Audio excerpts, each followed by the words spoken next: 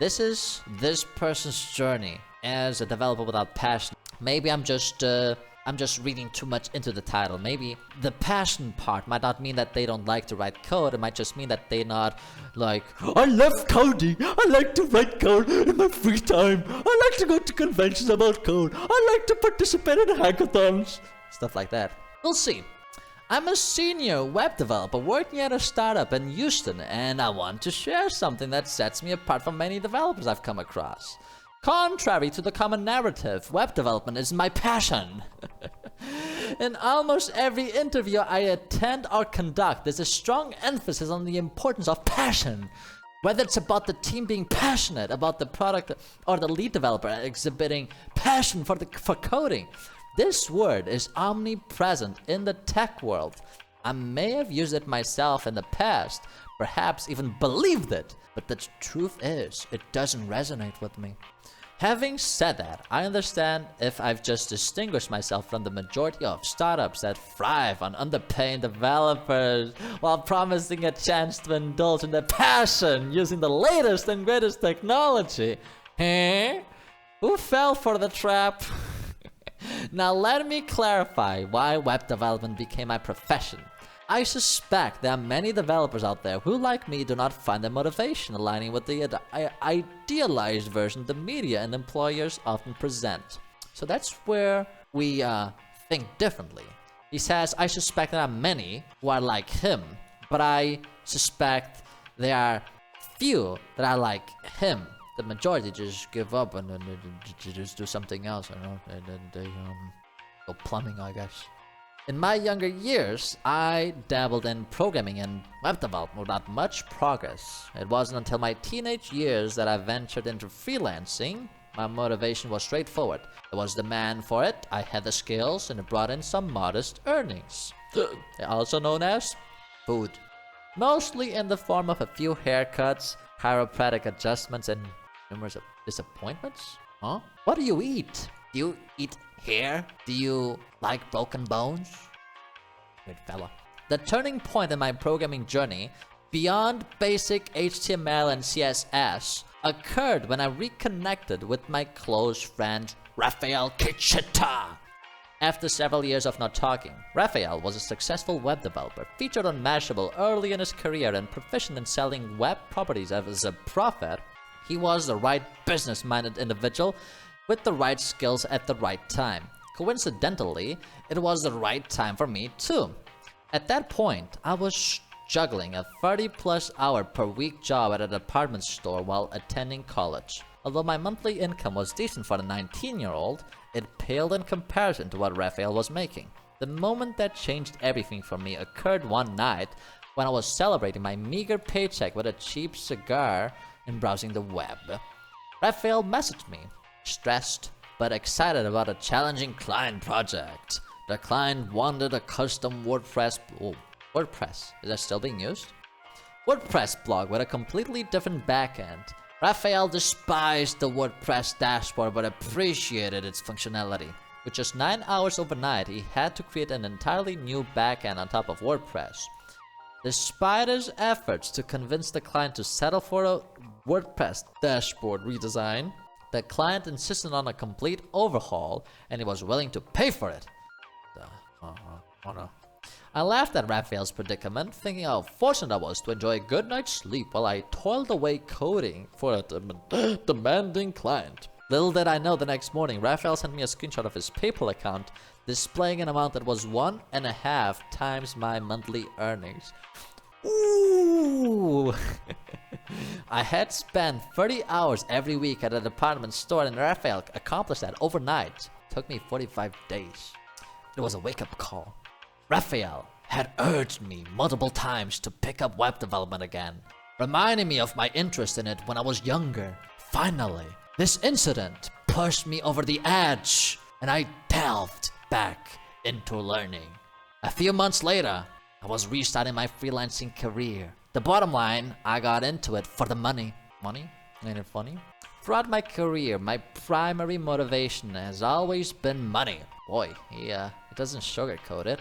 Not the allure of cutting-edge technology. Not a burning passion for a specific field. Not the desire to make a significant impact or create groundbreaking products. Just money. And benefits, of course. Benefits were a major factor. When I embarked on my first full-time job, it wasn't because I was enthusiastic about it. Quite the opposite. In fact, the idea of working in an office filled me with dread. But I had my reasons, rooted in a certain level of greed. I craved financial stability, the allure of a steady income, and most importantly, the opportunity to move out of my apartment into a house with my best friend, who is now my wife. I got out of the friend zone. The initial months were challenging. My best friend and I had lived together for over a year, and adjusting to spending 8 hours apart was tough. I had previously chosen contract work to avoid the soul-draining monotony associated with office jobs. However, the financial incentives and benefits made the situation more bearable. Suddenly, we could afford new clothes, buy regular groceries, and even provide our dogs with high-quality food instead of relying on discounted scraps. With time, we grew to appreciate this improved lifestyle. We could dine at restaurants, indulge in hobbies that were once financially out of reach, like going to the gym or playing video games. He doesn't know. And enjoy our spacious rental house. All of this positive change came from one job offer. We went from having very little to having everything we needed. Subsequent career moves were guided by the need to secure employment and increase my income. I rapidly escalated my earnings, doubling my initial salary within a couple of years of my first full-time position. At one point, I even tripled it, although I eventually opted for a role with superior benefits, albeit lower pay. I can believe it. Not only does he just not give a fuck about programming, he was even able to find another job without giving a fuck about it. It goes against what I just said at the beginning before I started reading the article. These kinds of people, they get in because they like money, and then they realize it's not for them. They're way too normie oriented to like it. Then they just become a plumber or something. But no, he got another job. Got even paid better. How? Let me see. Let me keep reading. The allure of better benefits became a significant factor in my job choices. I transitioned from meager time off to guaranteed paid time off, from lacking health insurance to enjoying comprehensive coverage, and from rigid office requirements to fully remote work environment. What the heck? When evaluating job opportunities, the deciding factor for me was always money and benefits. It wasn't about the specific technologies being used, the presence of perks like beer in the fridge, or even the allure of company equity, which always carries some degrees of risk. A job that allowed me to work from the comfort of my home held far more appeal than any technical stack or innovative software setup could ever offer. But I do enjoy. Here's the thing. I thought he hated it. I thought it was just there for the money. He was just working. You know, just another cog in the machine, but he actually does like what he does. I wonder if he actually takes the time to learn and get better, because that's how you usually get another job. You get better, you become too good in the place that you're working at. They don't pay you well enough, so you go look somewhere else where they're willing to pay you your value. So, it's just a matter of getting to know people. I do find programming enjoyable, no doubt about it. If I didn't, I wouldn't have reached the level I'm at. Yes. However, it's not my passion.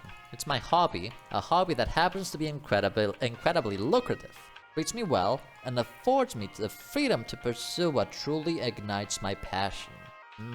So in a way, even though he's not passionate about software development, about coding, about playing with Vue.js, React, Angular, Svelte, and all that, the fact that he's passionate about the things that he can do for writing code is what makes him motivated to be good at programming. So it's not that the passion is the only thing that you need to actually bother to learn to be a better coder.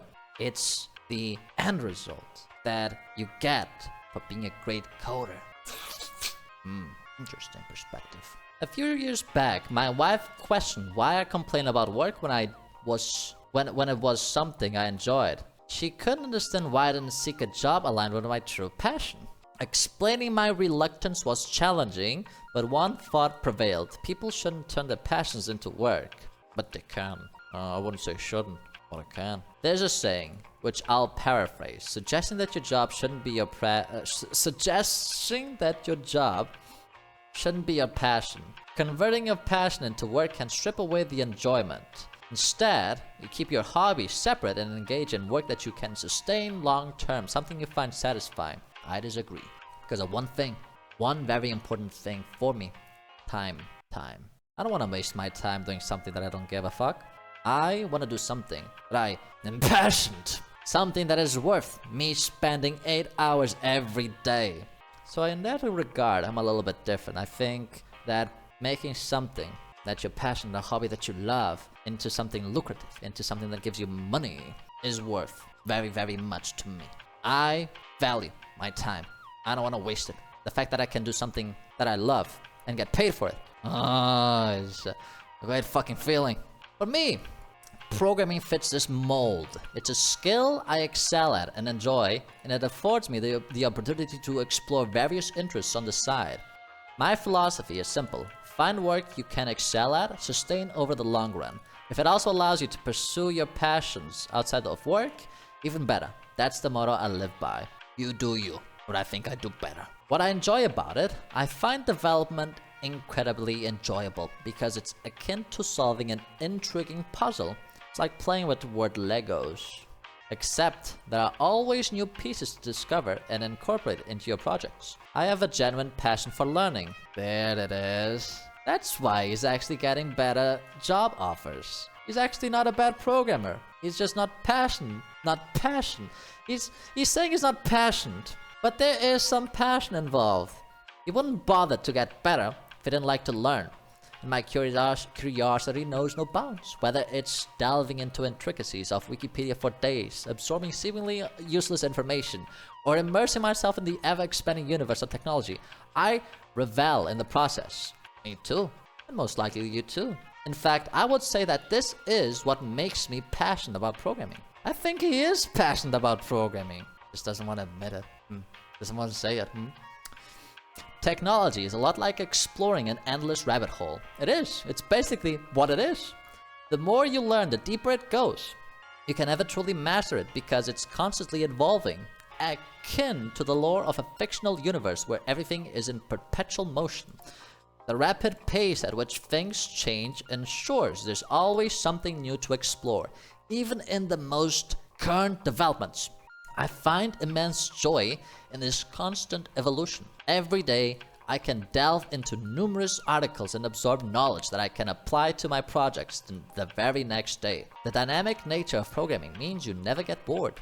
As you acquire more knowledge, it becomes easier to pick up new skills. Oh yes, it gets so easier. There's an undeniable allure in this continuous learning process, a sense of excitement in adapting to the ever-shifting landscape of technology. What am I passionate about? Writing holds the top spot as my ultimate passion. Ironically, coding is writing without a pen. Oh, he loves coding. Since the second grade, I've been crafting short stories, comics, novellas, novels, non-fiction books, blogs, and much more. Apart from working, writing consumes most of my time. It's not my passion for development, it's my love for writing. He's just, what's the word? Pussyfooting around. However, the writing industry isn't financially rewarding, and the available writing jobs don't inspire me. The idea of ghostwriting for someone uninterested in the content or copywriting for magazines I don't care about doesn't appeal to me. The trade-off between writing and development doesn't favor me. Development provides better opportunities.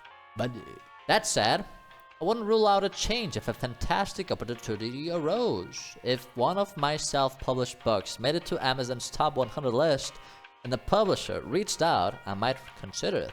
If I stumbled upon an incredibly compelling story that could be turned into an interactive book experience, I'd turn to Kickstarter for funding. And if luck smiled upon me, like it did for E.L. James, I wouldn't hesitate to leave the development industry entirely. I'd continue coding, but programming, for me, is more of a hobby than a profession. I could easily switch to any other hobbies, music production, concept design, marketing, gaming, photography, and more, if they offered similar benefits. Who knows? Maybe I will. Passion differs from a hobby.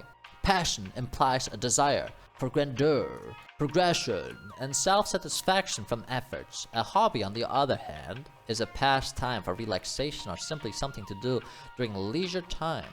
You put it that way, I guess you're not passionate about programming, but you do seem to care enough to be good at it. So in a way, you are passionate. You are passionate about programming. You care. Right? Beyond writing, my greatest love is my child. Aww. I cherish spending time with her. Unlike some friends who can't do the demanding jobs and long commutes, I am present for my daughter. That's one great thing about being able to work remotely. You have so much more free time, and you can spend time with your loved ones as much as you like. Sure, you can't be working and at the same time be playing a video game with your kid.